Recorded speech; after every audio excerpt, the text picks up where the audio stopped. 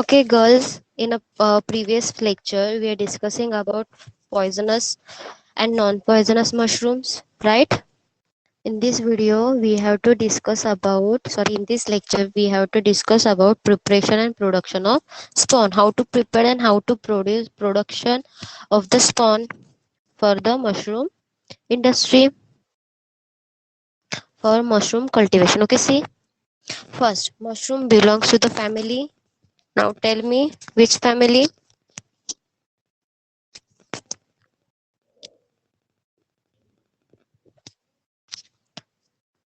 Voice बोलो रे, message मत करो। बोलो, मशरूम कौन सी फैमिली से बिलोंग करता है? एगेरिसिया। ओके, एगेरिकेसी फैमिली और उसकी क्लास कौन सी है? बैसिडियो mycetes. Okay, mushrooms are cultivated on large scale for its food value, right? So first we have to prepare spawn. How to prepare spawns? Let's see. It is a fungal growth mycelium impregnated with mycelial fragments of mushroom. Means spawns means what? Spawns are the fungal growth mycelium which are impregnated with mycelial fragments of mushroom. मतलब क्या होता है spawn production में जो fungus की growth कैसी होती है? Through the mycelium, right? With the help of mycelium वो क्या करते हैं? अपनी ग्रोथ बढ़ाते रहते हैं। तो जो उसके माइसेलियम रहते हैं उस माइसेलियम के फ्रैगमेंट्स को क्या करते हैं? या तो कोई भी स्टार्च वाला या फिर कोई भी फ्लोर होगा, उस फ्लोर के साथ क्या करते हैं? उसको कंबाइन करके रखते हैं और फिर उसके स्मॉल बीड्स फॉर्म करते हैं। उससे क्या बोलते हैं? स्पॉन बोलते हैं। ठीक है, स्पॉन्स ऑफ मशरूम। फिर नेक्स्ट क्या है? तो स्पॉन्स क्यों बनाते हैं, उसके यूज क्या है? तो it serves as inoculum for mushroom cultivation. क्या होता है? स्पॉन्स क्यों प्रोड्यूस करते हैं, स्पॉन क्यों बनाते हैं? It serves as inoculum for mushroom cultivation. मतलब मशरूम के कल्टीवेशन के लिए एज अ सीड उसका यूज्ड होता है। लेकिन उसमें भी कुछ प्रॉब्लम्स है। तो क्या प्रॉब्लम्स है? तो there is great problem in preparing spawn of particular strain of mushroom because of fungal bacterial viral contamination। क्या होता है? जब किसी भी वैरायटी के मशरूम का अगर क्या कर रहे हैं, वहां पे स्पॉन प्रिपेयर कर रहे हैं, तो जब स्पॉन प्रिपेयर कर रहे हैं तो वहां पे क्या होगी? एयर में क्या रहते हैं? बैक्टीरिया, वायरल या फिर कोई अदर फंगस के क्या रहते हैं? स्टेन्स प्रेजेंट रहते हैं।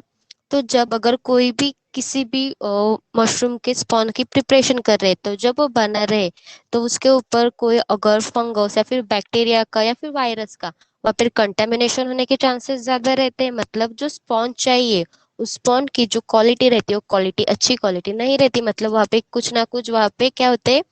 कुछ अदर माइक्रो ऑर्गेनिजम्स वहाँ पे क्या करते हैं? उसको कंटेमिनेट करते हैं, उसको क्या करते हैं? थोड़ा सा खराब कर देते हैं। ठीक है, ये क्या है? उसमें प्रॉब्लम है।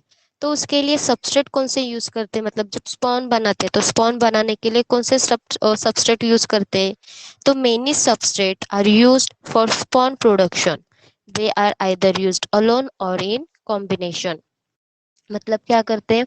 तो जो सबस्ट्रेट यूज करते हैं स्पॉन प्रिपरेशन करने के लिए, कभी कभी क्या करते हैं? या तो सिंगली एक ही सबस्ट्रेट यूज करते हैं या फिर कभी कभी क्या करते हैं? तो वहाँ पे बहुत सारे सबस्ट्रेट का क्या करते हैं? कॉम्बिनेशन यूज करते हैं।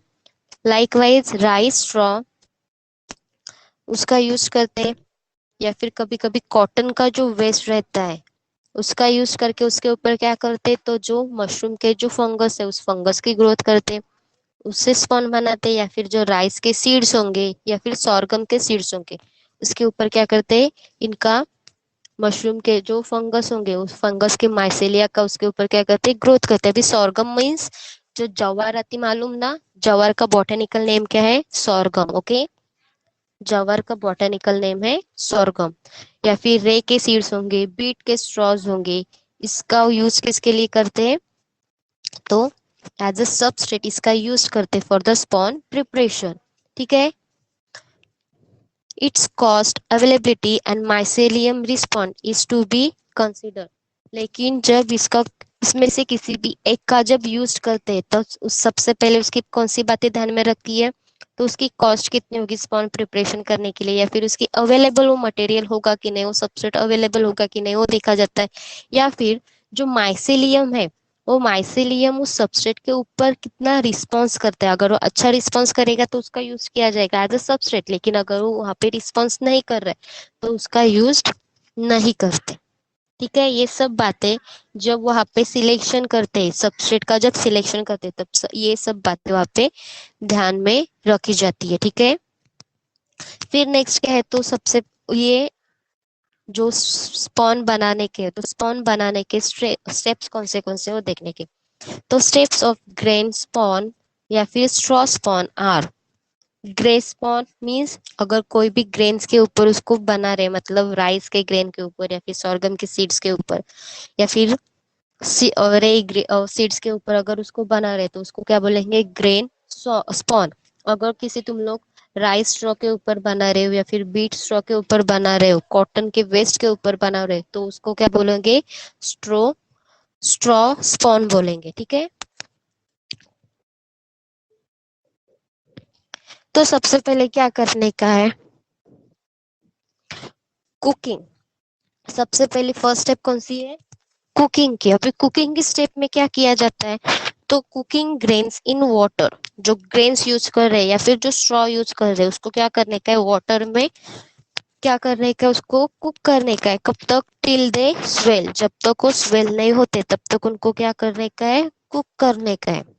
ठीक है, of straw into 5 to 2 to 5 centimeter small pieces and soaking in water 5 for 5 to 10 minutes। मतलब क्या करने का है, जो स्ट्रॉ ले रहे हो तो स्ट्रॉ की लेंथ कितनी होनी चाहिए, 2 सेंटीमीटर से लेके 5 सेंटीमीटर तक उसकी क्या होनी चाहिए, लेंथ होनी चाहिए। ज्यादा वो लॉन्ग पीसेस नहीं होने चाहिए, स्मॉल स्मॉल पीसेस होने चाहिए।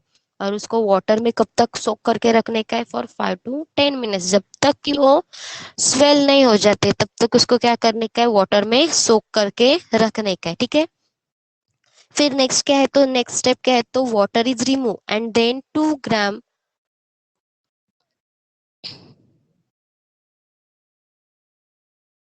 % क्या ऐड करने का है उसमें, तो लाइम ऐड करने का है, मतलब कैल्शियम क्लोराइड उसमें मिक्स करने का है। क्या किया, सबसे पहले जो स्ट्रॉ होंगे उस स्ट्रॉ को क्या किया, अच्छे से सोक किया जब तक वो स्वेल नहीं हो जाते। फिर उसके बाद उसमें से क्या किया, वाटर को रिमूव किया। पूरा वाटर निकालने के बाद उसमें क्या ऐड किया, 2 ग्राम % क्या ऐड किया, लाइम, मतलब कैल्शियम क्लोराइड उसमें मिक्स किया।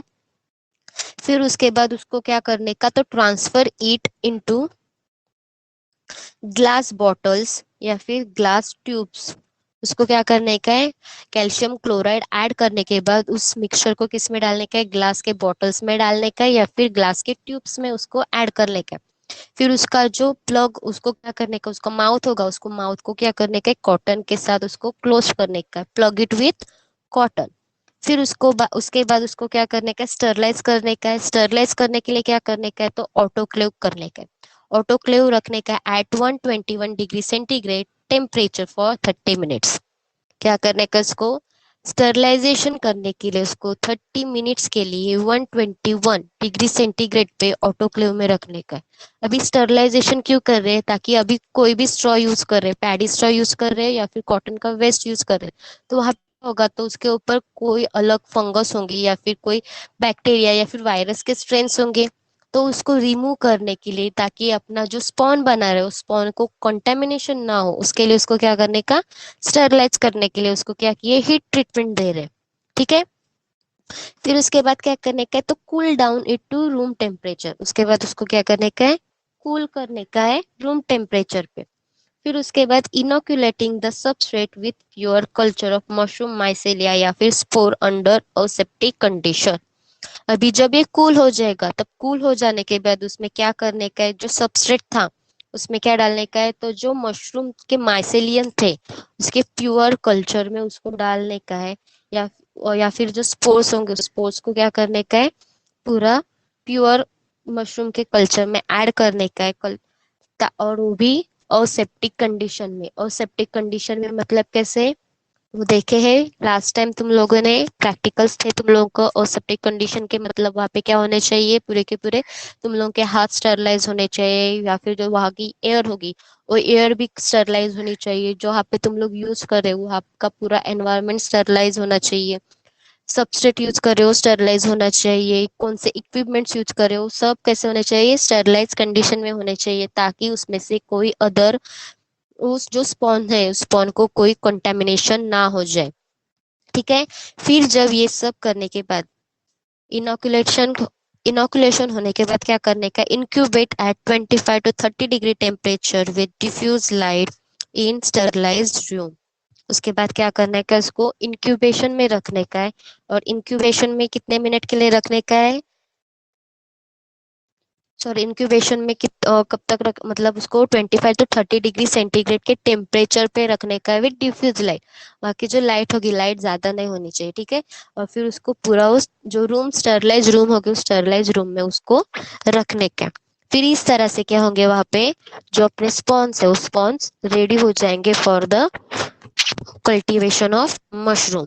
ओके, इस तरह से क्या करते हैं तो स्पॉन का प्रोडक्शन किया जाता है। ये सब प्रोसेस कैसे की जाती है तो अंडर असेप्टिक कंडीशन, ताकि वहां पे कोई भी कंटेमिनेशन होने के चांसेस ना रहे। ओके, इतना समझ में आया? यस। आगे जाऊं? नेक्स्ट, कंपोस्ट मशरूम कल्टीवेशन या फिर बटन मशरूम कल्टीवेशन या फिर एगरिकस मशरूम कल्टीवेशन स्टार्ट करने का।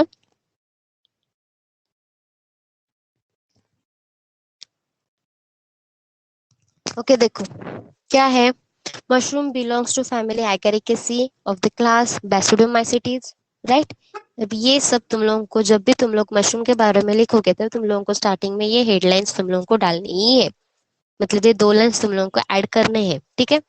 Mushrooms are cultivated on large scale for its food value. ठीक है, मतलब हर क्वेश्चन के आंसर में तुम लोगों का यहाँ पे इतना सब कुछ आना चाहिए। फिर क्या है, कल्टीवेशन ऑफ एगारिकस मशरूम। अभी एगारिकस मशरूम को क्या बोलते हैं, और बटन मशरूम या फिर कंपोस्ट मशरूम बोलते हैं। ठीक है, उसे क्या बोलते हैं, एगारिकस मशरूम को बटन मशरूम या फिर कंपोस्ट मशरूम बोलते हैं। Can be divided into following steps. अभी वो मशरूम का कल्टीवेशन करने की कुछ स्टेप्स है।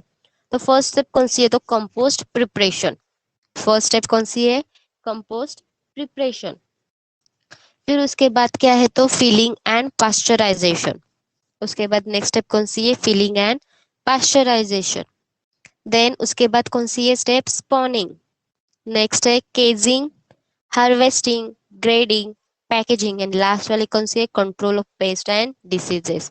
ये स्टेप्स है किसके, तो मशरूम कल्टीवेशन की, कंपोस्ट मशरूम कल्टीवेशन या फिर हर एक मशरूम कल्टीवेशन के सेम स्टेप्स ही रहते हैं, ठीक है।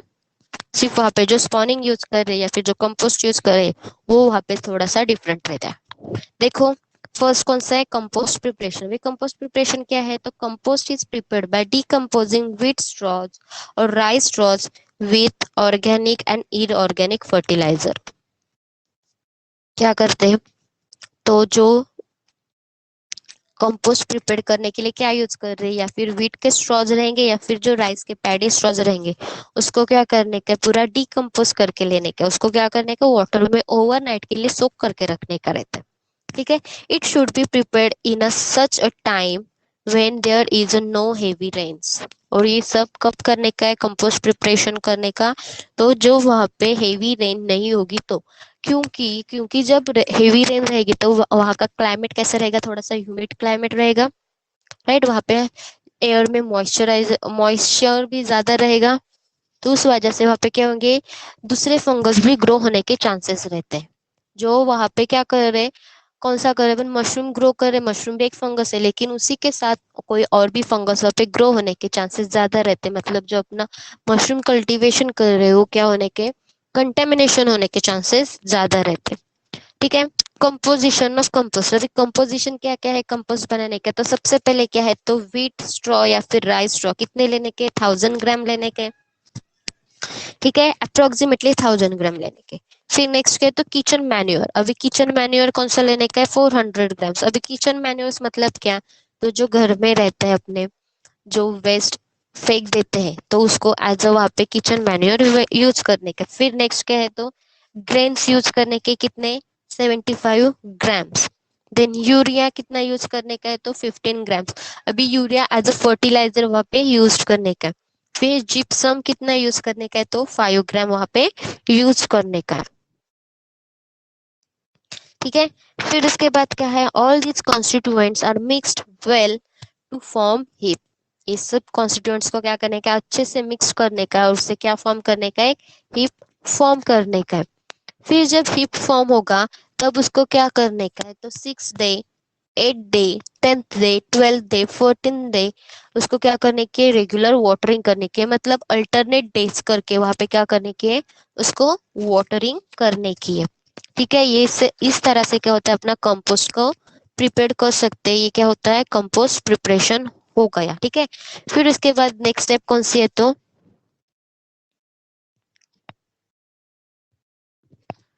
नेक्स्ट स्टेप कौन सी है, तो filling and pasteurisation.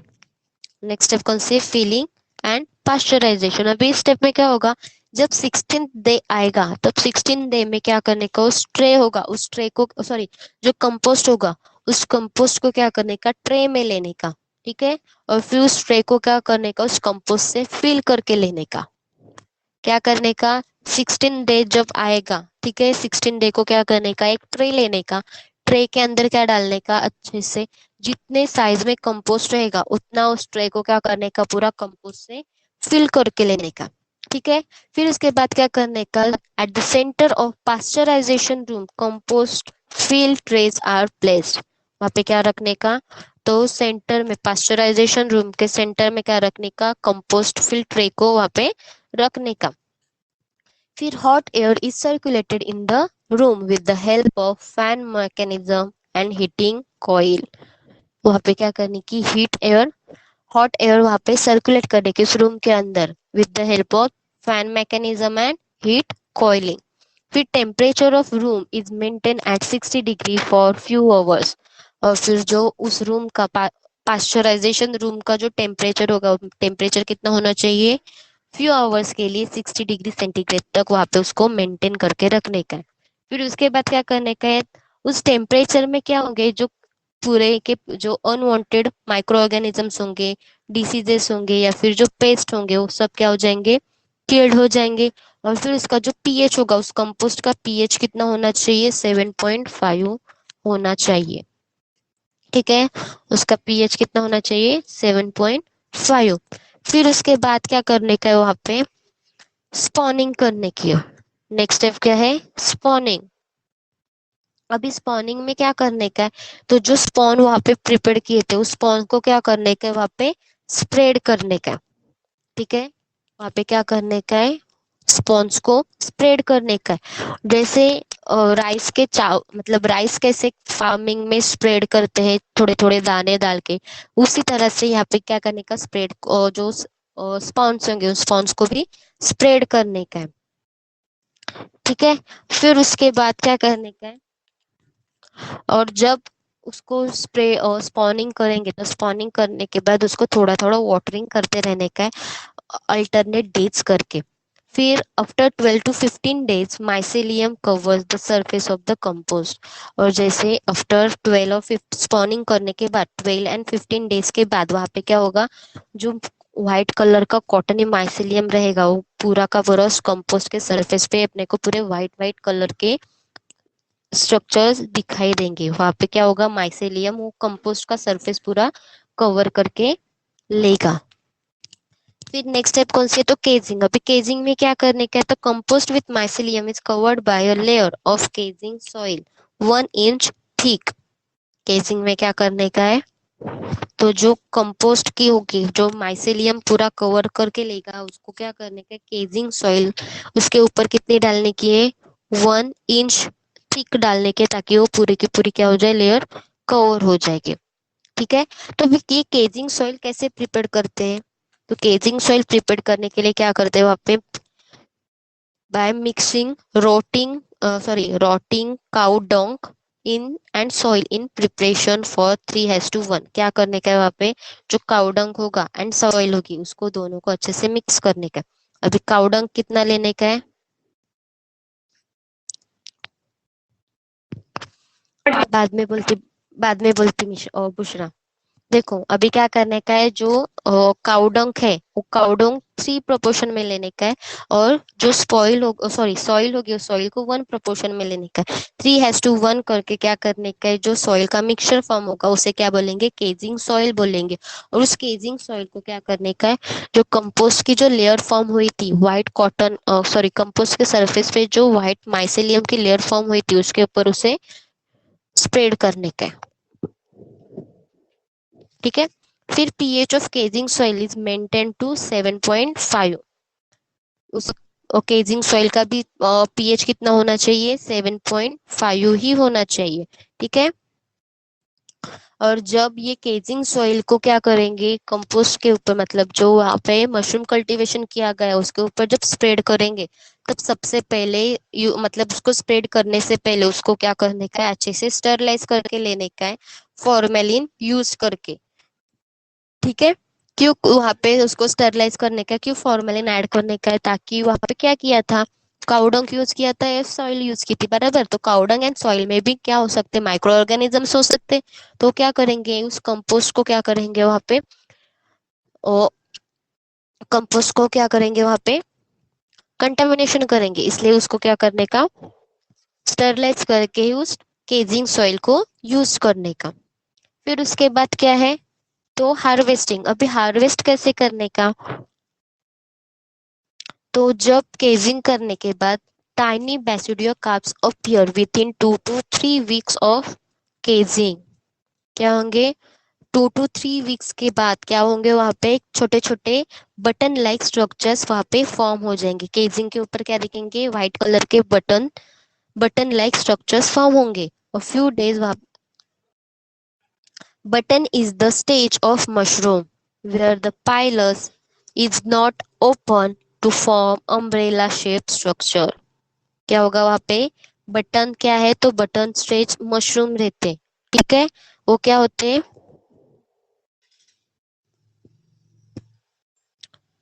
Button stage mushrooms रहते हैं, वो क्या होते हैं वहां पे फॉर्म होते हैं, लेकिन उसमें जो उसका जो ऊपर वाला पाइलस स्ट्रक्चर रहता है वो पाइलस ओपन नहीं होता है to form umbrella shape structure. ठीक है। अच्छा अभी तुम लोगों का नेक्स्ट लेक्चर है। हाँ स्वाति मैम का, अब बुलाते हैं वो। ओके ठीक है। Remaining points we will discuss in next lecture. Okay.